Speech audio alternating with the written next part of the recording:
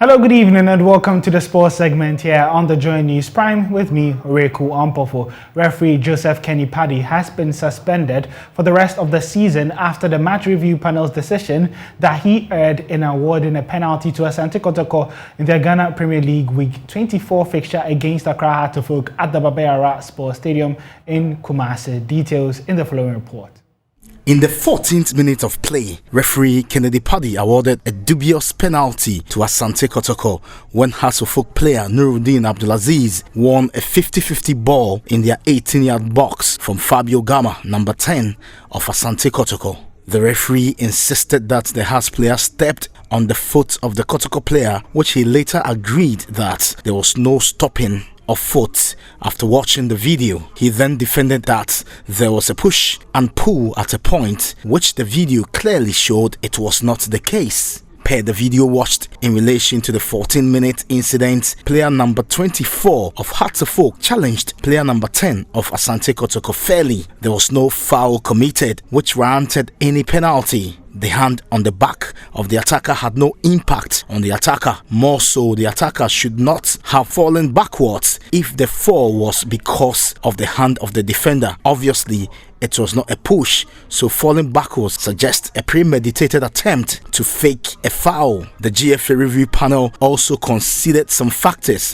One, if there was pushing as claimed by the referee, they did not see any movement of the arm from the back to forward, meaning no hand movement. 2, neither pulling movement from back to front. 3, the attacker was already throwing himself down in a completely strange way. 4, if there was pulling or pushing as claimed by the referee, the attacker should have fallen on the face and not with his back as seen in the video. The video also showed quite a number of inconsistencies in his decisions during his officiating of the match, especially after the penalty incident. The referee lost concentration. Well, the Ghana Football Association say it will sanction anyone found culpable of maligning the sanctity of their products. Per Secretary General of the Association, Prosper Harrison-Addo, the Football Association is determined to protect the integrity of their competitions. Yeah, the thing is that you cannot be in association football and then as and when you conveniently kind of sidestep the stretches. So in Ghana and in our association football, we have stretches for dealing with referees you feel are incompetent, or referees you feel perform below par or took some decision that you feel in your estimation are not right. We are one of the countries where we have a formal process, where there's a formal form given to all the clubs that you can fill, and then you complain. We have the match complaint form, and so all the clubs have it. And so the rules are there. When you make allegations that you cannot substantiate, the rules will bring you in. And so all those who have made comments about referees will be charged. In fact, some have been charged already. It's just that maybe the media are not in the know. So let me be clear.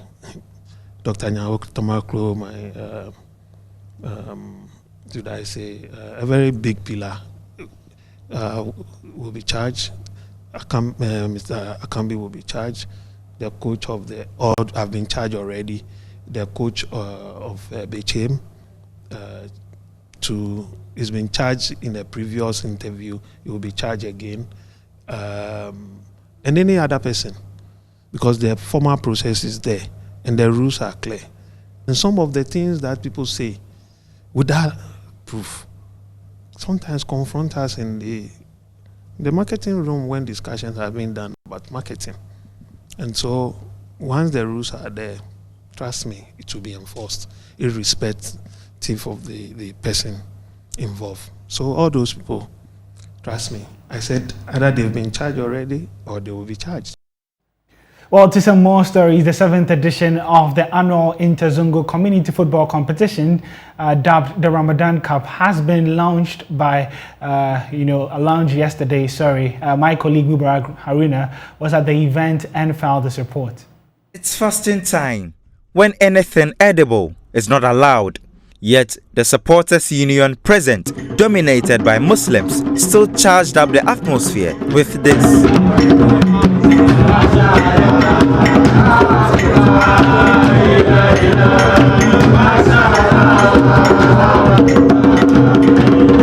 Since its inception in 2015, the Ramadan Cup has seen participating communities increase from 8 to 28. 4 more than last year's edition. Between last week and the launch today, we had several communities from across the country asking us that they wanted to be part. We couldn't accommodate all of them, but due to the volume of the request, we had to increase it again from 24 last year to 28. So it's a competition. There is Zongo in every corner of the country. So our vision, by the grace of Allah, is to be able to one day do this event nationwide, so that we have representation from almost or all the 16 regions. The name Ramadan suggests that the competition is associated with Muslims, but authorities here and officials have told me that Christians and other individuals of diverse beliefs are eligible to play once they are selected by their coaches. It is never about faith and religion. It is about Zongo communities and the youth. To the nitty-gritty of the launch, defending champions Kaswa were paired with Temazongo. Other fixtures include Nima, who face Takoradi, Adabraka come up against Mamobi, Yendi take on Ashaiman, and Medina meet Abeka. The competition commences on May 8th at the Fadama AstroTurf Park. 16-year-old Charles Apia, who earned a tag the Kaswa Messi, was adjudged player of the tournament in the 2021 edition. Sports Minister Mustafa Yusuf has urged the various teams to field more young players for a possible breakthrough. Last year, I was excited young talent, how young talent display, and I also saw players who should have probably been given opportunity to more young players to showcase their talent to the numerous scouts present there. In view of this, I want to make special appeal to all participating teams to consider giving more young talent in this team opportunity to showcase their talent. And this tournament is being watched by scouts and on national platform, and you never know who is watching. Organizers have entreated all participants to portray good behavior to eliminate the negativity about Zongo. The Ramadan Cup is expected to bond and unite the Zongo communities across the country.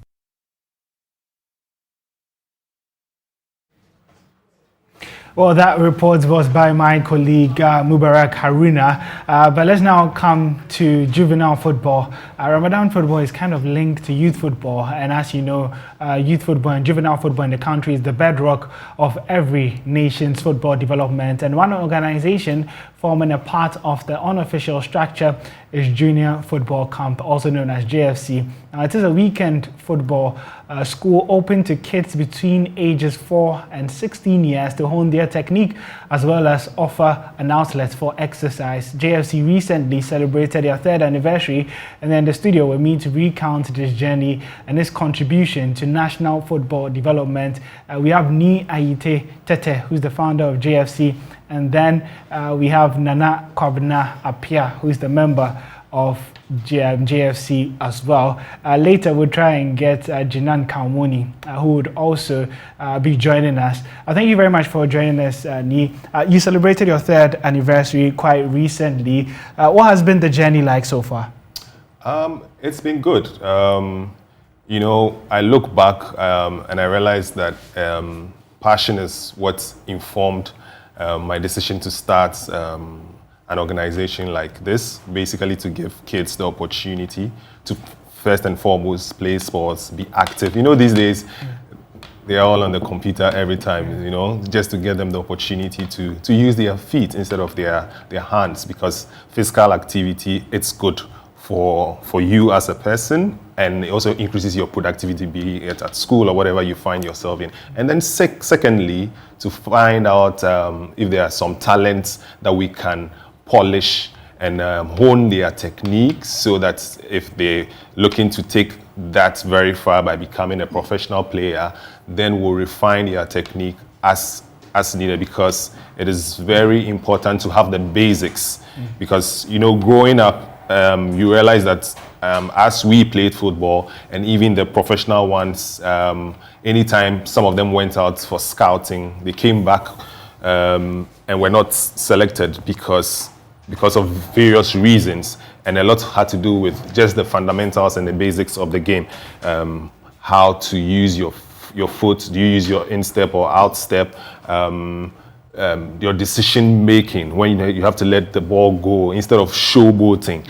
So it was just to have the fundamentals imbibed in the kids is something that pushed me to start GFC. I played when I was young. The farthest I went was the Accra Sports Stadium. So I thought, hey, give the opportunity to the other young ones to make something out of football. So that's what inspired me. All right, that's a very inspiring story. But let's talk about what a typical day at GFC is like. And are there any, you know, scouting organizations or partnerships that ensure that the transition for these young players would be smooth as they develop? So a typical day when we start the sessions, we start with drills, because, like I mentioned, it's very important to have the basics and the fundamentals. A lot of Ghanaian players, you'd wonder, we know how to juggle the ball, showboat, and all of that, because we've traditionally played in tight spaces, so we know how to work our way around it. But beyond that, when we get to the final third of the field, when decision making is key, we are found wanting. And even as we realize, since Asamoah semi-retired, we've not really found a striker. It's all because we do not pay attention to the fundamentals of the game. For us here, what we think about is to entertain, to showboat. The best dribbler, when we're growing up, the best dribbler is the best player, but that's not it. There are other fundamentals that you need. So that's what we do by going through the various drills to learn passing the right way, shoot the right way, head the right way, and even for how to effect set pieces properly. So that's what we do, and then eventually they get to practice what they do. We also look at their social and the mental development as well. And what I tell people is that we are not only developing footballers, but what we are doing is a holistic development of the individual to become leaders.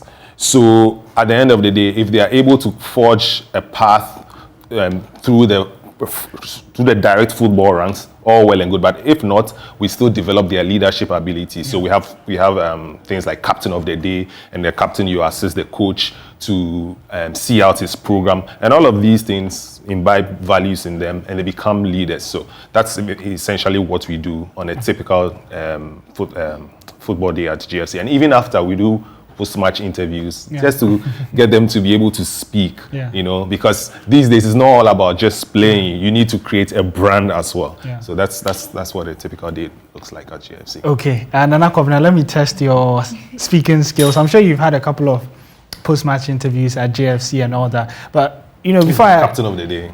So you just won a captain of the day, or a couple of weeks? A couple of weeks. Okay. How was that experience for you? It was really nice to show my experience to the other kids, and other kids also showed me what they are also capable of, which helped me to learn from their attributes. How old are you again? I'm 11. You're 11. Yeah. Okay. How long have you been with JFC? A couple of months. A couple of months. And what are your aspirations? What do you seek to take away from your experiences at GFC? Hopefully I can take this to the next level by going professional. So like hopefully I can one day play with my idol Cristiano Ronaldo. Yeah. So your idol is Ronaldo? Yeah. That's good. So keep working hard, okay? All right, so let me just take final words from you, Nee, before we wrap up. where do you seek to take this project in the next 3, 4, 5 years? So the other day I was reading a piece from one of the UK papers on how Howard Wilkinson changed youth development system in England. And he made a statement that I thought was quite profound. He says that there'll be no good schools without good teachers. And I thought that was profound because what we do essentially is to assist these kids to be able to forge a career out of football or become leaders in whatever field that they find themselves in. Whilst the FA also fashions out a proper program, what we can do individually in a little corner is to assist these kids. So they may not be a youth development program as great as it's in Senegal, Mali, or even England now, but if we're all able to do in our little corner something, we would all contribute. It will all add up to what the FA is doing. So essentially, wherever you find yourself, sometimes leadership can be lonely, but don't give up. Let's do this for Magna Ghana. The future Black Stars are in our camps. Indeed, they are. And we've done a bit of a substitution because Nana Kwabena has gone out and Jinan has come in just for you to also get the experience on TV as well. Jinan, how old are you and how long have you been with JFC? I'm 10 years old and I've been with JFC for about 3 to 4 months. Oh, 3 to 4 months. Yeah. And how has it been for you so far? It's been a great experience. I've met new friends. I've improved up my skills, my control, my passing and more. What position do you play? I play 9. You play as a striker. Do you also look up to Cristiano Ronaldo? Yeah, and also Neymar. And also Neymar? Yeah. Ah, so you love the skills and all that? Yeah. Okay, so looking ahead, what do you also want to take away in the next 4 or 5 years from JFC? Yeah, I would want to be a professional footballer. I also want to meet Neymar. Yeah, I want to inspire other people to also be on TV like me and have a better understanding of what I'm going through and what they also want to be. So if they want to be footballers, they can also join clubs to make them better. Okay. Yeah. All right. Thank you very much. Thank you for the opportunity. Yeah, and before we go, I mean, this is a quite encouraging initiative. I've been very impressed with how the kids have spoken so far. It does show that there's something really going on, at JFC. If anyone else out there is interested, wants their kid to join such a program, how do they get to you? Do you have like a social media page? We're JFC Ghana on Instagram. Okay. And in case you just want to give us a call as well, you can do 055 36 777 41. Okay. But you can check us out on Instagram as well, JFC Ghana. JFC Ghana. And that's as well as Facebook. All right. Yeah. Okay. Thank you very much, Ni Jinan and then Nana Kwabena. They joined us to discuss the project JFC, which is basically an open camp for children from very young ages, and for them to be able to get the exposure and training, as well as other skills that you need growing up in terms of leadership, communication. And so JFC Ghana is the handle to follow if you're at home and you do have a young child you want to develop in terms of football, has a passion for that. But before we wrap up, Ghana is targeting qualification to this year's 7th Rugby World Cup, as well as the Commonwealth Games, as the Eagles compete in the final shootout slated for April 23 and 24. The team currently in Kampala are fine-tuning their preparations, and head coach Lovemore Kuzorera spoke to Muftar Nabila Abdullahi on Sports Today. We have been treated well. We arrived on Tuesday early morning, and we have been treated well. We are in the hotel. We settled in well. All the guys have managed to get in on time, and now we have the whole squad in Uganda. Everybody is here with us, even the foreign-based guys. They are all with us in the camp at the moment. So what has preparations been like? The preparations have gone on well. We started off, like we said previously, that we started practicing in January. We have practiced until now. The only thing that is we're training the local based guys, and now the foreign based guys are in, so it's all about now gelling them together so that we'll be ready by Saturday. Now tell me, how ready is the team to compete and secure qualification to the World Cup? I think we are in a better stage than where we were in the previous week. Now we are in a better stage. We can see combinations coming in through. We can see guys playing together well, and some combinations which are key, especially from our playmakers and our runners. Everything is coming out well than the previous tournament. So I think we are in a better state at the moment. When you talk about some of the best countries in terms of rugby in the continent, Ghana will be coming up against them. How tough is this quest to secure qualification for the Eagles? It's really tough. We are playing, most of the countries basically are in the top 10 of Africa, and they've been playing so far. I think after COVID, most of them they came back into play, and they've been playing and preparing for this tournament. We didn't manage to make our leagues kick off in time, so we're only playing the Barbarian Sevens as preparation. I hope it will carry us into a better state when you go and play these top African teams. But I believe we can always spring a surprise, and we can always give these guys a good game. What would it mean for Ghana to qualify to the Rugby Sevens? It will be a first time for Ghana, and it's something that the whole world not expect us to do that. So it will be good for Ghana in terms of the whole world will know that Ghana plays rugby, and it's an opportunity for even sponsorships and people to come on board and support rugby in Ghana. Well, that's how we'll be wrapping up here on the sports segment at the Joy News Prime. My name is Owuraku Ampofo. In the meantime, if you do want some more sports stories, you can check our website, myjoyonline.com/sports, or you can follow us on social media at JoySportsGH on Facebook, Instagram, and then Twitter. We'll be back again same time tomorrow with more updates in the world of sport.